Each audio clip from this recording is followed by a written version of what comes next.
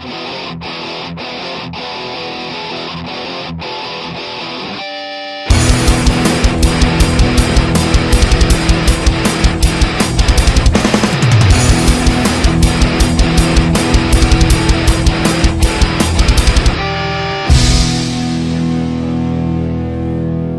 y'all, it's Heel Heat time.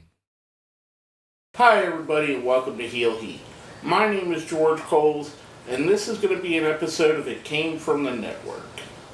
Now on It Came From the Network, we review the weird, the wacky, the campy, and sometimes just outright bad shows that can be found on the WWE Network. We're going to jump into one of the most historical shows in the history of WCW, WCW Starrcade 1997. This is prefaced by the build-up of Sting versus Hulk Hogan to the Ultimate match, and we'll talk about that as we get to it. First up, we're going to have Dean Malenko versus Eddie Guerrero for the Cruiserweight Championship. Eddie picks up the win here. There's nothing I can say that hasn't been said about these two. I don't think I've ever seen a bad Eddie Guerrero Dean Malenko match. This one delivers. Again, you have two of the best wrestlers in the world at the time doing what they do best, which is wrestling. So how can you really go wrong? Followed up, we have an in-ring segment with Scott Hall and the Giant. Pretty good. Kind of felt more like it would be more in place on a Monday Nitro segment than the biggest pay-per-view of the year. But not a bad segment all in all. Next up, we have basically the Steiner brothers and Ray Traylor versus Scott Norton, Vincent, and Randy Macho Man Savage. So just three thrown together members of the NWO. NWO team picked up a win. This was okay. I mean, it's about what you would expect. Again, like what I was saying with the segment before, it's kind of more fitting Monday Nitro than the biggest show of the year. Next up, we have arguably the first match to basically make it feel special. That's Goldberg versus Steve Mongo McMichael. This is still pretty early into the build of Goldberg, and this was his biggest feud at the point. They put on a decent match.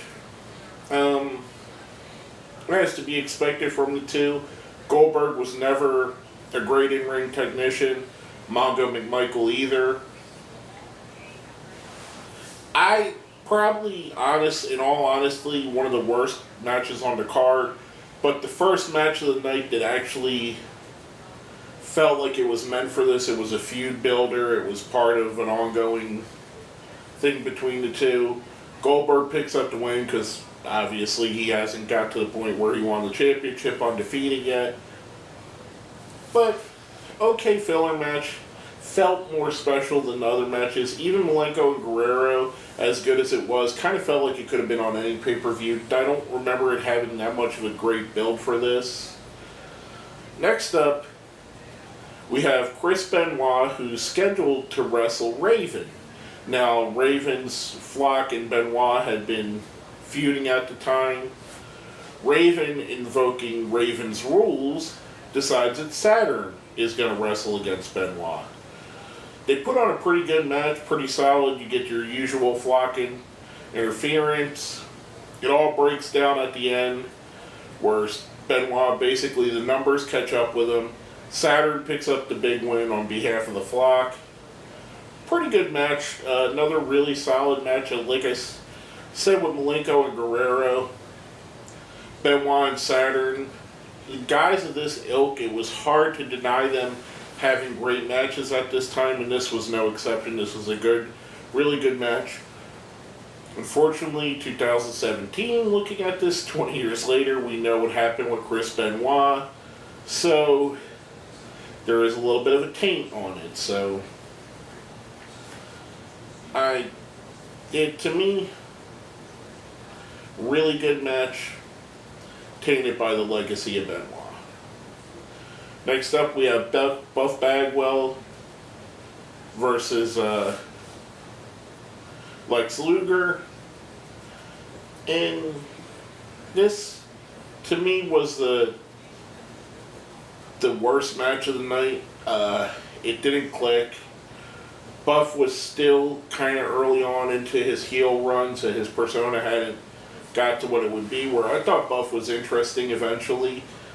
This here just, to me, again, just not really a good match. Felt, again, like I said with a couple of the other matches, like it would have been more suited for a Monday Nitro. Not the biggest pay-per-view of the year.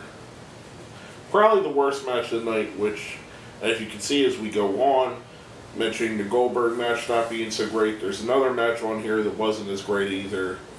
But it is what it is. Next up, we have Curt Hennig versus Diamond Dallas Page for the U.S. title. I liked this match more than I remembered. Now, I watched the show back 20 years ago when it was a live thing, and I've seen it since then. This will be probably the second or third time I've seen it, or third or fourth. And I don't remember, each time, I don't remember liking this match as much as I did. But I did find it rather fun. I found it to be a good match. Again, it felt like it belonged on this Starrcade card, which, for those of you who weren't around during WCW when it was actually still a running promotion, Starrcade was on equal footing as WrestleMania. Starrcade was WCW's WrestleMania. This is why I keep bringing up why, if something felt like it should be a Starrcade match or not, they were equal footing. In some years, Starrcade was more prevalent and more important than WrestleMania. Some years, not so much. This year, particularly, this was probably one of the most important Starrcades, one of the best builds in the history of wrestling, which we'll get into in a second. But they just didn't pay it off, and I'll talk to about that when we get there. Next up, we have for control of Monday Nitro, Eric Bischoff versus Larry Zbyszko, with Bret the Hitman Hart as the referee. This was the first official thing that Bret did since coming over during the Montreal Screwjob. We get, I guess, Zbyszko. I mean, the match was okay. It was as good of a match as a guy who was retired at the time and a non-wrestler can have, if you follow what I'm saying. They didn't have a bad match. It wasn't. Buff and Luger was a worse match. Goldberg and McMichael was a worse match. This was entertaining. Zbyszko managed to pull an entertaining match out of Bischoff. However, you could tell Zbyszko is past his prime and probably at least 2 or 3 years at that point hadn't wrestled. So it wasn't the greatest match. That being said, the stipulations were big. Scott Hall came down, got involved, and I can only say I guess it was a disqualification win. They never really clarified how he won. There was a schmoz at the end with Bret helping out Zbyszko to fend off the NWO guys. But they just said that Zbyszko won. They never said he won by DQ, which I'm guessing is what they went with. Now, coming with that, remember that Bret Hart is licensed for the show as a referee. Plays into our next match. The main event of the night. The match that, in my opinion, is probably the best hyped match, and if not the best hyped, one of the top 2 or 3, probably Andre and Hogan, this match, and maybe some others, but those 2 are the ones that stick into my head as the most hyped matches of all time. Now, Andre versus Hulk Hogan from WrestleMania 3 lived up to what it was hyped for. This one, not so much. If you're not familiar, the backstory is the NWO comes in, they run roughshod over WCW. It's hinted that Sting might be part of the NWO. We find out Sting is not.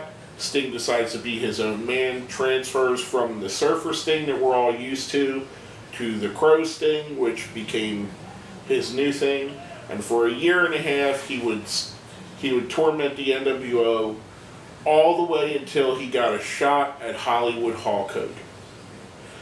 The storyline, the lead up, was fantastic, in my opinion. Like I said, probably the best lead up to a match ever. We get to the match. Depending on what backstage stories you believe and whose autobiography and whose shoot interviews, a million different things went wrong. First off,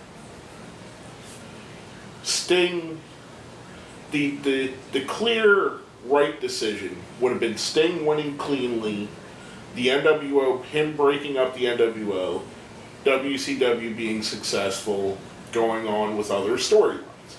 That is the clear, concise story that should have happened. What did happen is, we get to a point in the match, Nick Patrick is a referee who had been reinstated by WCW after being an NWO referee. There comes a point, Hogan gets the pin on Sting. Nick Patrick does a normal 1, 2, 3 count. Just like every other count he's ever done. According to everything, it was supposed to be a fast count. Now, there's rumors as to Hogan pressured Nick Patrick into making it this way. Nick Patrick did it on his own. Sting not coming to the ring in shape made Bischoff change up plans, and maybe there was a miscommunication.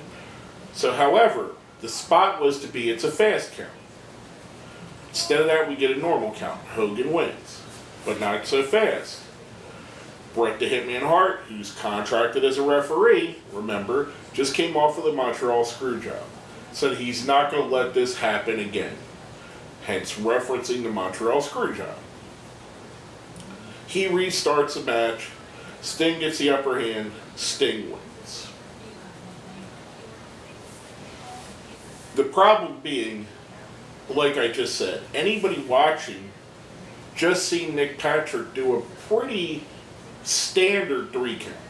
Hogan, in all rights, should have won the match. It looked more like, basically it looked like a company that had egos that they couldn't control, that had a storyline that had one clear and concise and definite ending that they decided to depart from.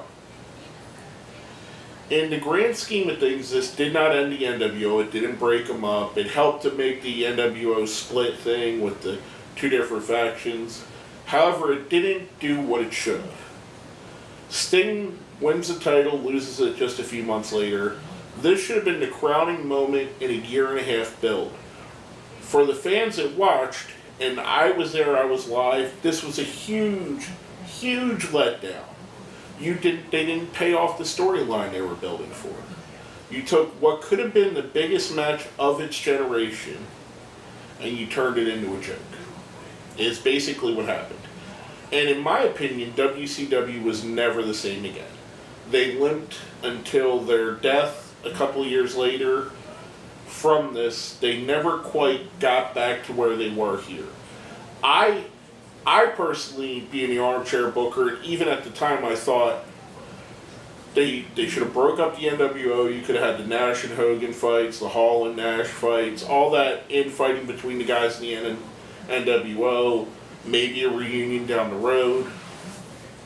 But while you're doing that, Sting could have went on to face an up-and-coming new faction, a newer faction that was wreaking havoc in the mid-card in the Flock.